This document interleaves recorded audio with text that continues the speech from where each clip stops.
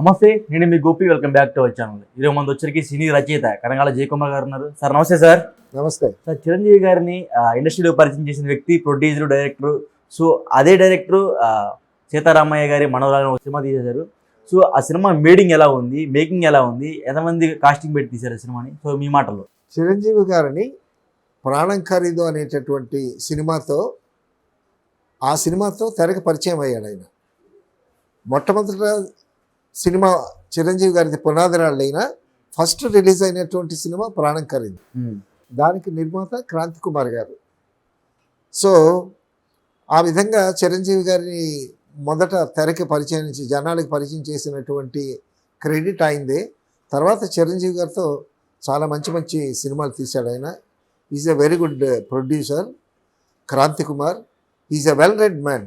బాగా చదువుకున్నటువంటి వ్యక్తి. లా చదువుకున్నాడు ఆయన. రాజమండ్రి వాస్తవ్యుడు. మెడ్రాస్లో వచ్చి మొట్టమొదట సినిమా ప్రొడక్షన్స్లో ఉండేటటువంటి శాఖలన్నింటినీ బాగా పరిశీలించాడు. ఆయన కార్డు తీసుకుని వెళ్ళి సావిత్రిని కూడా పికప్ చేసుకుని షూటింగ్కి తీసుకొచ్చినటువంటి పరిస్థితి. ఎందుకంటే సావిత్రి అంటే చాలా ఇష్టం ఆయనకి. సో ఆయన ఆఫీస్లో సావిత్రి క్యాలెండర్ కూడా ఉండేది. సావిత్రి అంటే అంత ఇష్టం ఆయన. ఓకే.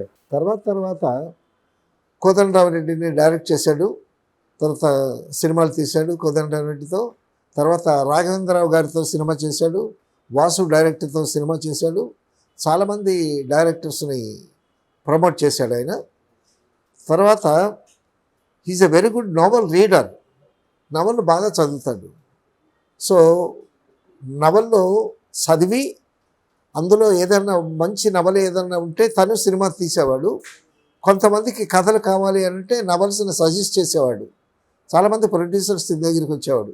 ఎందుకంటే కథల విషయంలో చాలా పకడ్బందీగా ఉంటాడు ఆయన. ఓకే.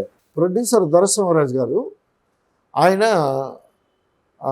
ఒక సినిమా కొన్నాడు. సినిమా కొంటే ఫస్ట్ టైం అన్నమాట. సినిమా కొంటే అందులో లాభాలు వచ్చాయి. ఇదేదో బాగానే ఉంది అని చెప్పి డిస్ట్రిబ్యూషన్ పెట్టాడు. డిస్ట్రిబ్యూషన్ పెట్టిన తర్వాత సినిమా తీద్దామనేటువంటి ఉద్దేశం కలిగి నాగార్జున అడిగాడు.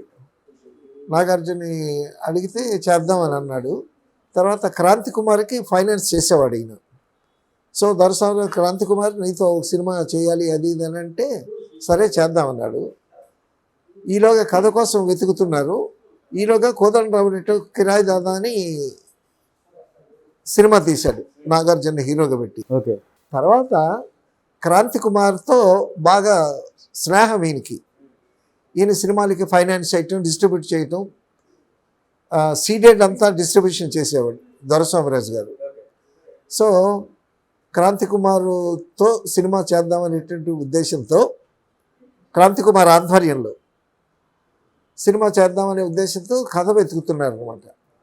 కథ వెతుకుతుంటే వేమూరి సత్యనారాయణ గారని ఆయన ఒక కథ వీళ్ళకి ఇచ్చాడు. ఆ కథ ఎలా వచ్చిందంటే ఒక కథల పోటీలో ఒక రైటర్ మానస్ అనేటటువంటి పేరుతో ఒక కథ రాశాడు. ఓకే. ఆ కథకి ప్రైజ్ వచ్చింది.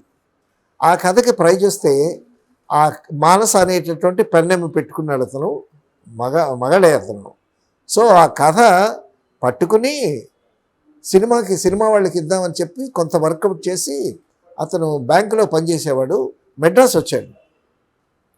మెడ్రాస్ వచ్చిన తర్వాత ఆ కథ పట్టుకొని తిరిగితే 2 సంవత్సరాలు తిరిగితే ఎవరూ తీసుకోలేదు. సరే మెడ్రాస్లో నా సినిమా ట్రైల్స్ ఇక వేస్ట్ అదేదని అనుకుని వెళ్ళిపోతూ ఆ కథ ఫైల్ని వేమూరి సత్యనారాయణ గారికి ఇచ్చాడు. వేమూరి సత్యనారాయణ గారిని ప్రొడక్షన్ ఎగ్జిక్యూటివ్గా చేశాడు. ఆయనకి కాస్త కథల మీద సాహిత్యం మీద పరిచయం ఉన్నటువంటి వ్యక్తి. ఈ వేమూరి సత్యనారాయణ అనేట ఆయన ప్రొడక్షన్ ఎగ్జిక్యూటివ్గా క్రాంతి కుమార్ ఆఫీసులో పనిచేస్తున్నాడు. సో అప్పుడు కథల కోసం వెతుకుతుంటే ఇదేమన్నా ట్రై చేస్తారని వేమూరి సత్యనారాయణ ఆ ఫైల్ ఏమో క్రాంతి కుమార్ గారికి ఇచ్చాడు. ఇస్తే it is a small story. ఆ స్మాల్ స్టోరీ ఎందుకో ఆయనకి నచ్చి రైటర్ పాత్రను పిలిపించి దాన్ని వర్కౌట్ చేశారు. అది వర్కౌట్ చేసిన తర్వాత అది ఏంటి, ఆ కథలో ఒక కమర్షియల్గా ఒక పాటలు పెట్టడానికి కానీ డ్యూయట్స్ పెట్టడానికి కానీ అటువంటి పాటలు లేవు. హీరో హీరోయిన్లే లేరు ఆ కథలు. ఓల్డ్ క్యారెక్టర్స్ 2, ఒక యంగ్ క్యారెక్టర్, ఒక మనవరాలు క్యారెక్టర్ ఒకటి. ఈ 3 క్యారెక్టర్స్ మీద డ్రామా అనమాట. సో మొత్తానికి కథ తయారు చేశారు. కథ తయారు చేసి క్రాంతి కుమార్ ఏమో బిఎస్ దొరస్వామిరాజుకి కథ వినిపించాడు. వినిపిస్తే ఏం కదండి ఇది, ఎవరు చూస్తారండి, ఒక హీరో హీరోయిన్ లేరు, డ్యూయట్ లేవు, మంచి లొకేషన్స్ లేవు, గ్లామర్ కూడా లేదు, ఇది ఎవరు చూస్తారు ఈ సినిమా, ఇదేం కథ అన్నాడు ఆయన. అంటే క్రాంతి కుమార్ గారు, ఆయనకి ఆ కథ మీద ఎందుకో నమ్మకం. నేను కాదు, పాత్ర వినిపిస్తాడు నీకు ఆ కథ, డీటెయిల్గా వినిపిస్తాడు, విను అని చెబితే అప్పుడు పాత్ర గారు చెబుతూ ఉండగా డీటెయిల్డ్గా ఆ కథ విన్నాడు దొరస్వామిరాజు. విని అప్పుడు ఎక్కింది ఆ కథ. ఏదో బాగుందండి, బాగా ట్రై చేయొచ్చు అని అన్నారు. అప్పుడు 2 ఓల్డ్ క్యారెక్టర్స్, ఒక 60 దగ్గర పడేటటువంటి మెయిల్ క్యారెక్టర్, 60 బిలో ఉండేటటువంటి వైఫ్ అండ్ హస్బెండ్ అనమాట. ఆ 2 క్యారెక్టర్స్, ఒక టీనేజ్ గర్ల్ క్యారెక్టర్, 3 క్యారెక్టర్స్ మధ్య డ్రామా. ఈ కథకి ఎవరు బాగుంటారంటే అక్కినేని నాగేశ్వరరావు గారు బాగుంటారు ఇది, ఎందుకంటే కాస్టింగ్ కూడా ఉండాలి కదా. అవును. సో అక్కినేని నాగేశ్వరరావు గారు బాగుంటారని అక్కినేని నాగేశ్వరరావు గారికి వినిపించారు.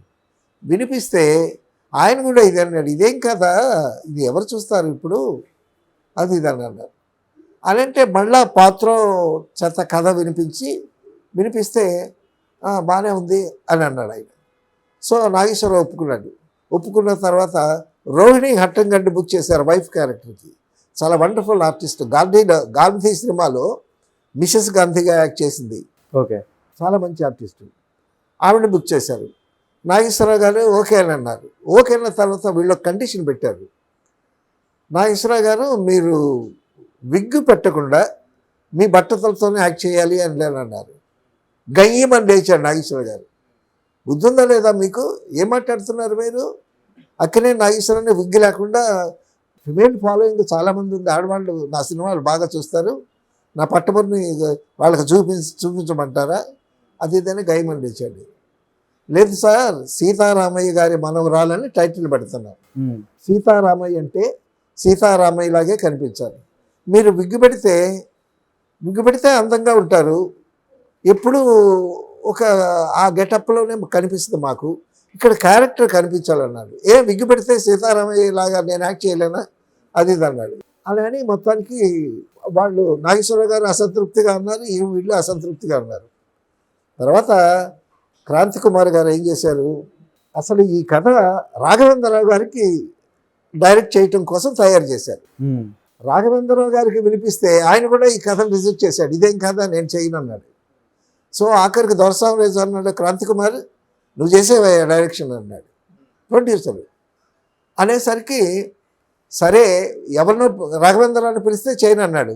మరొక డైరెక్టర్ ఎవరినైనా పిలిచి వాళ్ళకి ఈ కథ ఎక్కదు, సరే నేనే చేస్తానని యాక్సెప్ట్ చేశాడు. యాక్సెప్ట్ చేసిన తర్వాత నాగేశ్వర గారి దగ్గరికి వెళ్ళేసరికి పట్టపడతా చేయాలి అని అంటే ఆహో అని అన్నాడు ఆయన. అన్న తర్వాత ఏం చేశారు, ఏమండి విగ్గు పెట్టి టెస్ట్ చేద్దామండి, విగ్గు లేకుండా కూడా కొన్ని స్టిల్స్ తీద్దామండి, అది అదనంటే మొత్తానికి ఆ క్యారెక్టర్ నచ్చింది నాగేశ్వర గారికి. సరే your experiment on my face అన్నాడు. అంటే ఈయన పట్టుబడితో చూపించడం అంటే ఆల్మోస్ట్ ఎక్స్పెరిమెంటే కదా. ఆయనకి ఫ్యాన్ ఫాలోయింగ్ ఇది, వాళ్ళు డిసప్పాయింట్ అవుతారేమో ఓల్డ్ క్యారెక్టర్ అయినా కూడా. సరే అని విగ్గు పెట్టి ఫోటోలు తీశారు, విగ్గు లేకుండా తీశారు. ఈ ఫోటోలు చూసి వీళ్ళు మొదటి నుంచి బాల్డ్ హెడ్తోనే యాక్ట్ చేయాలి మీరు అని అంటున్నారు. ఈ ఫోటోలు నాగేశ్వరరావు గారు ఇంట్లో చూపిస్తే ఇంట్లో వాళ్ళు నాగార్జున వాళ్ళందరూ కూడా డాడీ మీరు సీతారామయ్య గారి క్యారెక్టర్కి విగ్గు లేక ఉన్న ఫోటో బాగుంది అని అన్నారు. అనేసరికి అప్పుడు ఒప్పుకున్నాడు నాగేశ్వరరావు గారు విగ్గు లేకుండా యాక్ట్ చేయటానికి. సరే దీనికి దొరస్వామిరాజు ప్రొడ్యూసర్ అయితే క్రాంతి కుమార్ డైరెక్టరు. ఈ కథకి బాగా కంట్రిబ్యూట్ చేసినటువంటి రైటర్ గణేష్ పాత్ర, అతనే డైలాగులు రాశాడు. తర్వాత దీనికి అనుకుంటా ఫస్టో సెకండో కీరవాణి మ్యూజిక్ డైరెక్టర్ దీనికి, ఓకే. సీతారామయ్య గారు మనోరాడు సినిమాకి. తర్వాత దాసనారాయణరావు గెస్ట్ వేరే వేషం వేశాడు. తర్వాత మీనా యంగ్ క్యారెక్టర్ వేసింది, మనోరాలు క్యారెక్టర్ వేసింది. అవును. తర్వాత గెస్ట్గా మురళీమోహన్ కూడా వేశాడు. సో కాస్టింగ్ కూడా ఉంది. పక్కన నాగేశ్వరరావు, రోహిణి అట్టంగడి మంచి ఆర్టిస్టు. మీనా అప్పుడు చాలా ఫ్రెష్గా ఉంది. సో మనవరాలు క్యారెక్టర్కి బాగుంటుందని ఆ అమ్మాయిని సెలెక్ట్ చేశారు. ఈ గోదావరి బ్యాక్డ్రాప్ అక్కడ షూట్ చేశారు. అందులో కథ ఏంటంటే, నాగేశ్వరరావు గారు, సీతారామయ్య గారు ఒక పల్లెటూరులో ఒక మూతుబరి రైతు, ఆయన వైఫ్. సో వాళ్ళిద్దరూ ఆ ఊరికి చాలా పెద్ద అనమాట. సో ఆ ఊళ్ళో ఏది జరిగినా, ఎటువంటి కార్యక్రమం జరిగినా ఈయనొచ్చి సంప్రదించాలి.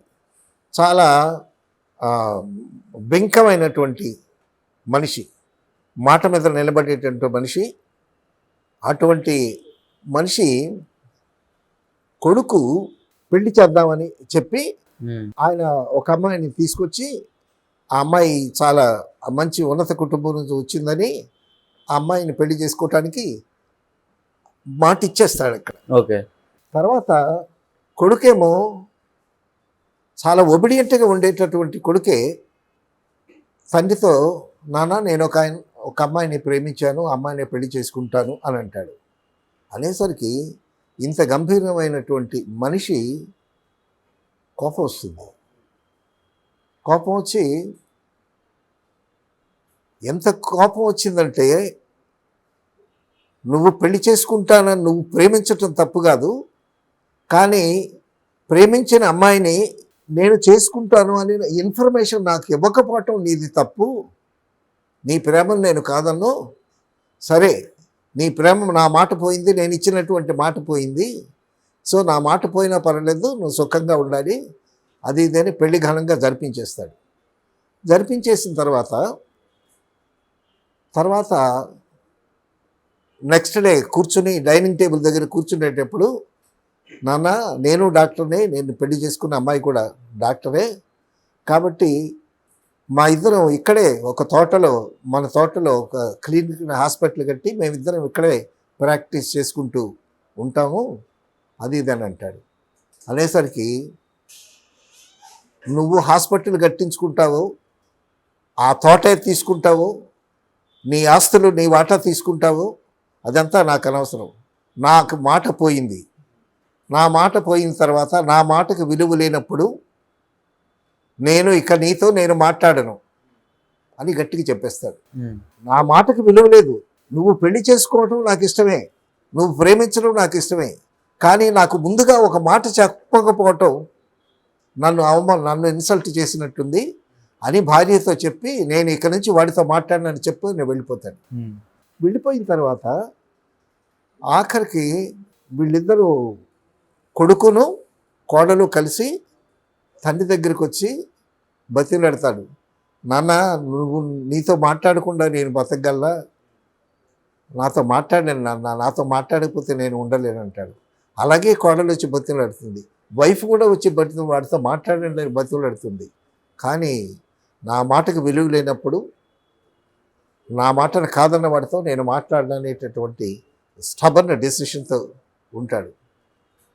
ఆఖరికి కొడుకు ఏం చేస్తాడు, మీరు నాతో మాట్లాడకపోతే నాకు ఇది నరకం, నేను ఇక్కడ ఉండలేను అని చెప్పి వైఫ్ని తీసుకొని, ఇద్దరు డాక్టర్స్ కదా, అమెరికా వెళ్ళిపోతారు. వెళ్ళిపోయిన తర్వాత ఈయన చాలా గంభీరంగా ఉంటాడు. తర్వాత వైఫ్ ఓదార్చిన కూడా తను చెక్కు చెదరడు, చాలా స్టబర్న్ క్యారెక్టర్. ఓకే. సో కొంత ఇలా జరుగుతూ ఉండగా మిగతా సైడ్ ట్రాక్ ఏదో జరుగుతూ ఉంటాయి, క్యారెక్టర్స్ వస్తూ ఉంటాయి, తనకెళ్ళ అవి క్యారెక్టర్స్ వస్తూ పోతూ ఉంటాయి. సడన్గా మీనా క్యారెక్టర్ దిగుద్ది. మీనా క్యారెక్టర్ దిగి వీళ్ళు వచ్చి ఆ అరుగు మీద కూర్చుంటే సీతారామయ్య గారు మీరేనండి అని అడుగుతుంది. ఏ అని అంటాడు.